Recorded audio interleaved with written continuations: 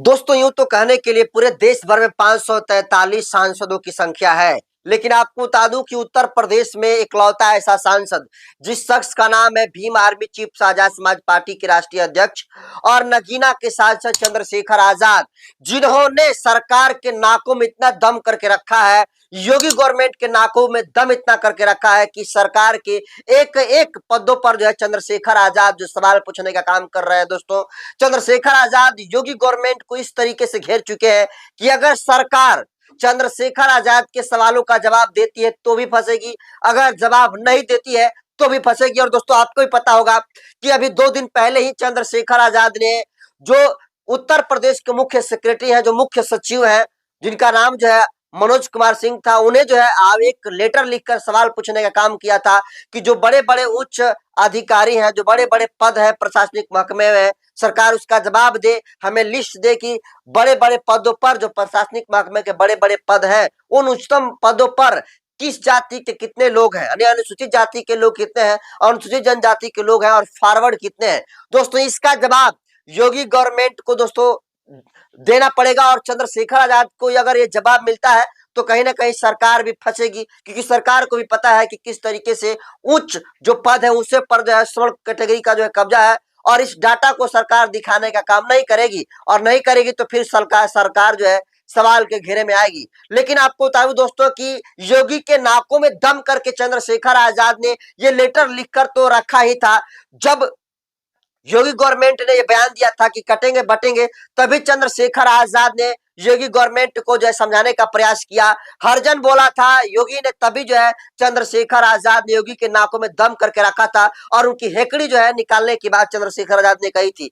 लेकिन देखिए, चंद्रशेखर आजाद ने एक बार फिर से जो है संवैधानिक तरीके से उत्तर प्रदेश के मुख्यमंत्री योगी आदित्यनाथ के बड़े कामों को जो है एक्सपोज करने का काम किया है। एक ऐसा काम दोस्तों जिसकी आड़ में योगी गवर्नमेंट है भारतीय युवाओं के साथ, उत्तर प्रदेश के युवाओं के साथ जो है भद्दा मजाक करने जा रहे थे, और ये चोरी जो है चंद्रशेखर आजाद ने पकड़ लिया दोस्तों। और आप भी दोस्तों इस चोरी को समझेंगे तो दोस्तों आपको तब पहले तले जमीन खिसक जाएगी और आप भी सोचने पर मजबूर हो जाएंगे कि सोचिए, दिन के उजाले में उत्तर प्रदेश के मुख्यमंत्री योगी आदित्यनाथ इतना बड़ा घोटाला करते हैं और किसी को दिखता नहीं है। अगर दिखता है तो इकलौते शख्स चंद्रशेखर आजाद को दिखता है। तो देखिए, चंद्रशेखर आजाद ने कौन से ऐसे योगी गवर्नमेंट के चाल को एक्सपोज करने का काम किया है जो कि चुपे चुपे काम चल रहा था। तो देखिए, चंद्रशेखर आजाद लिखते हैं, बटेंगे तो कटेंगे, खेल में सब हार जाएंगे, बेरोजगारों के आंसू निजीकरण में दबाए जाएंगे। मुख्यमंत्री योगी आदित्यनाथ का नौकरी और आरक्षण छीनने की दिशा में एक और मास्टर स्ट्रोक। योगी सरकार ने जून 2024 में प्रदेश के 12 बस टर्मिनलों आगरा के ईदगाह व ट्रांसपोर्ट नगर, गाजियाबाद, साहिबाबाद, गोरखपुर, मिर्जापुर, बुलंदशहर, बरेली, गढ़ मुक्तेश्वर, अलीगढ़ के रसूलाबाद, वाराणसी कैंट, कानपुर सेंट्रल का निजीकरण किया था। अब 15 roadways depot, Awadh depot Lucknow, Najibabad, Hardoi, zero road, Taj, Sahibabad, Deoria, Varanasi cantt, Sultanpur, Jhansi, Ballia, Banda, Badaun, Itwa और बलरामपुर का भी निजीकरण कर दिया, और शीघ्र ही 100 डिपो को भी निजी कंपनियों को सौंपने की सूचना मिल रही है। सवाल यह उठता है कि क्या इन बस टर्मिनलों का निजीकरण वास्तव में कायाकल्प के लिए है या युवाओं के सरकारी नौकरियों और आरक्षित वर्ग के अधिकारों से उन्हें वंचित करने का एक प्रयास है। बीजेपी सरकारों की आरक्षण खात्मे की क्रोनोलॉजी समझिए। सरकार भर्तियों को अदालत में उलझाकर धीरे धीरे संस्थाओं का निजीकरण कर दो। जब न होंगे सरकारी संस्था, नहीं रहेगी सरकारी नौकरी और नहीं देना पड़ेगा आरक्षण। दोस्तों, जरा सोचिए, चंद्रशेखर आजाद ने योगी गवर्नमेंट के उस नब्ज को पकड़ने का काम किया है, जिस नब्ज को पकड़ने के बाद योगी गवर्नमेंट के सारे काली करतूत को जो है पता चल जाएगा। सोचिए दोस्तों, जितने सारे बस डिपो है किस तरीके से निजीकरण के हाथों में जो है सौंपा जा रहा है, किस तरीके से भारतीय युवाओं के साथ मजाक करने का काम किया जा रहा है, किस तरीके से योगी गवर्नमेंट दिन दहाड़े जो है भारत के युवाओं के साथ मजाक कर रही है, उत्तर प्रदेश के युवाओं का मजाक कर रही है। इससे बड़ा भद्दा मजाक युवाओं के लिए नहीं हो सकती है। जरा सोचिए, बेरोजगारी से जूझते युवाओं के दर्द को जरा समझिए। आज बेरोजगारी का आलम यह है दोस्तों कि इंसान को अगर फॉर्म दोस्तों अगर वैकेंसी अगर 1000 की आती है तो फिर जो है 10 लाख लोग जो है उस वैकेंसी को फिलअप करने का काम करते हैं। आज बेरोजगारी का आलम ये है, लेकिन बेरोजगारों की आवाज को सरकार जो है निजीकरण के नाम पर दबाना चाहती है और नौकरी और आरक्षण देने के नाम पर किस तरीके से सरकार सारी संस्थाओं को निजीकरण के हाथों में बेचकर युवाओं को मजाक बनाने का काम कर रही है, उनके साथ भविष्य के साथ खिलवाड़ करने का काम कर रही है। और ये चोरी दोस्तों चंद्रशेखर आजाद ने पकड़ लिया है।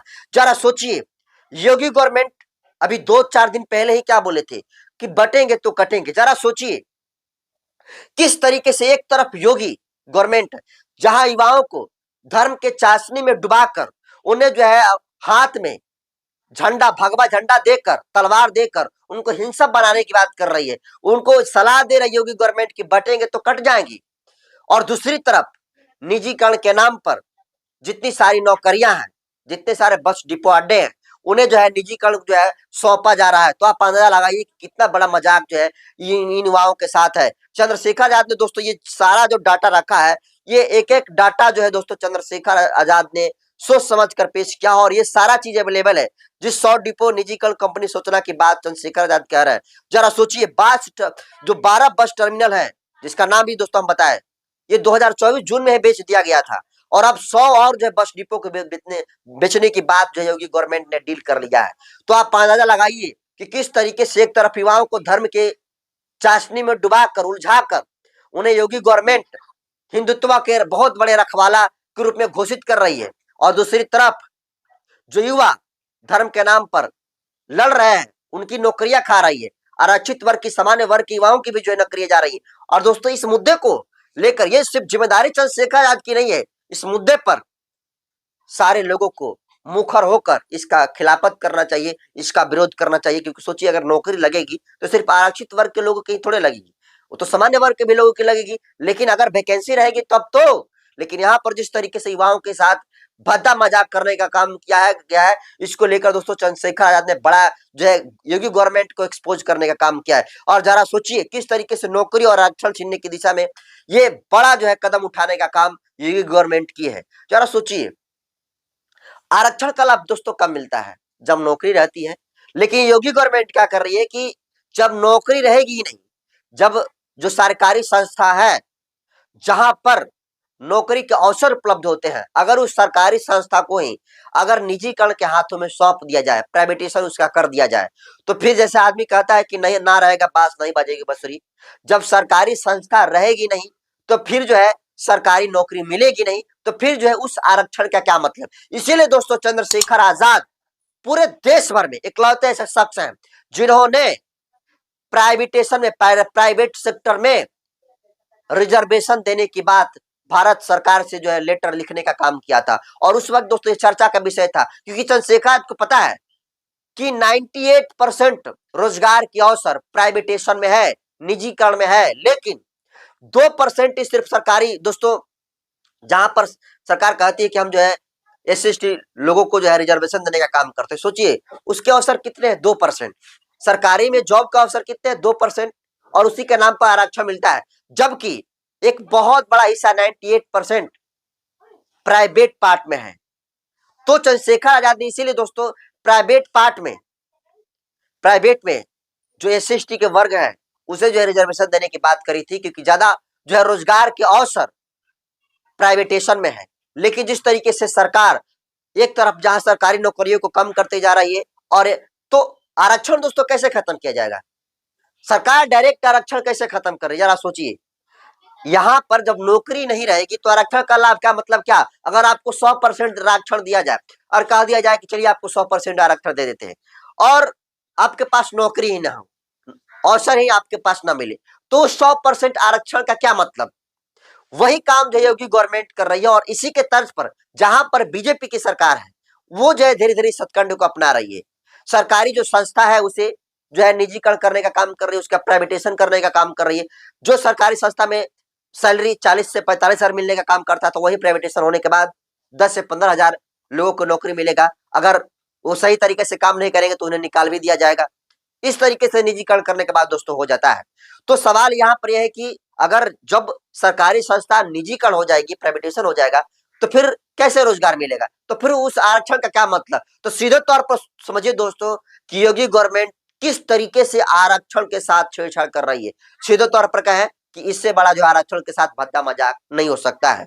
आरक्षण को किस तरीके से खत्म करने का काम किया जा रहा है, उत्तर प्रदेश जो गवर्नमेंट है, योगी गवर्नमेंट ने इसको स्पष्ट कर दिया है कि यहाँ पर ना तो सरकारी संस्था रहेगी और ना ही नौकरी मिलेगी, और आरक्षण तो दूर दूर की बात नहीं है। इसलिए दोस्तों किस तरीके से महीन चाल से आरक्षण को खत्म करने का प्रयास किया जा रहा था, इसको लेकर चंद्रशेखर आजाद ने योगी के सबसे बड़ी और खास नब्ज को पकड़ लिया दोस्तों, और इसको लेकर चंद्रशेखर आजाद को पूरे देश भर में वाह वही मिल रही है। और दोस्तों इस मुद्दे को लेकर पूरे देश भर के सांसदों को, पूरे देश भर के मंत्री विधायकों को जो है इसके खिलाफ में आवाज उठानी चाहिए, क्योंकि अगर रोजगार के अवसर उपलब्ध होंगे तो न सिर्फ आरक्षित वर्ग के लोगों को ही नौकरी मिलेगी, जबकि जो है दलित है, जो गैर आरक्षित वर्ग के लोग हैं, सो सामान्य वर्ग जिन्हें कहा जाता है, उन्हें भी जो है रोजगार के अवसर उपलब्ध होंगे और उन्हें भी जॉब मिलेगी। इसलिए चंद्रशेखर आजाद दोस्तों सबसे जो है बड़े नब्ज को पकड़ने का काम योगी गवर्नमेंट का किया है, और योगी गवर्नमेंट को दोस्तों इस सरकार के जिस तरीके से नाकामियों को दिखाने का काम चंद्रशेखर आजाद ने किया दोस्तों, योगी गवर्नमेंट के नाकों में दम करके इकलौते कोई शख्स है जो रखा है, तो शख्स का नाम चंद्रशेखर आजाद है। फिलहाल जिस तरीके से योगी गवर्नमेंट आरक्षण को खत्म करने का ये नया चाल चल रही है, इसको आप कैसे देखते हैं? कमेंट कर दीजिए। वीडियो जनतंत्र पर यूट्यूब चैनल पर देख रहे हैं तो चैनल को सब्सक्राइब कर लीजिए, फेसबुक पेज पर देख रहे हैं तो पेज को फॉलो कर लीजिए। बाकी मैं नंदन बसंत हूँ, कैमरे पर साथी हैं प्रतीक जी। बहुत बहुत धन्यवाद।